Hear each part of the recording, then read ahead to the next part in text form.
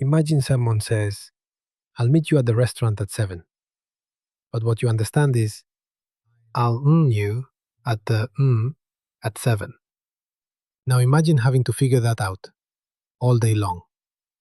In this video, you'll understand why this happens and why it drains your energy so fast.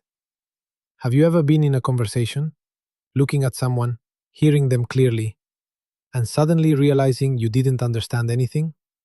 So you smile, you nod, but inside, you feel that disconnect, like you're no longer really part of the conversation. If this feels familiar, it's not random, because what's happening to you is very specific. You don't have a hearing problem the way people think. You have a clarity problem, and that changes everything. Let me show you something. Imagine someone says a sentence to you, but you only catch parts of it. Not enough to fully understand, but enough to know that something was said. So your brain starts working, filling the gaps, guessing the words, reconstructing the meaning. Now imagine doing that for an entire conversation.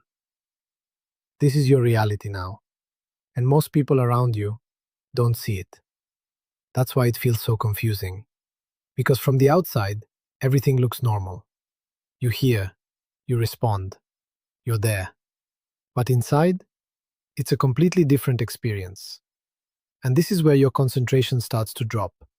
Not because you're not paying attention, but because your brain is overloaded. You're not just listening anymore, you're decoding. Every sentence becomes a puzzle. Every word requires effort. You're using context, you're reading lips, you're predicting, you're managing your reactions, all at the same time.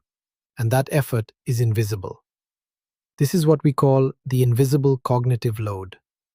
So when you ask yourself, why am I so tired after a simple conversation? Here's the answer. Because it wasn't simple for you. Your brain has been working non-stop, without pause, without relief. And this is where most people make a mistake. They think, I just need to focus more. I need to try harder. But that's exactly what creates the fatigue. Because the issue is not effort. It's how the system works now. Here's the key shift you need to understand. Hearing is not the same as understanding. When hearing changes, you don't lose all sounds equally. You mainly lose clarity. Low-frequency sounds, like vowels, give you volume. High-frequency sounds, like consonants, give you clarity. So what happens is simple. You still hear that someone is talking, but you lose parts of what makes speech understandable. It's like reading a sentence with missing letters. You can still read it, but it takes effort. That effort is what drains you.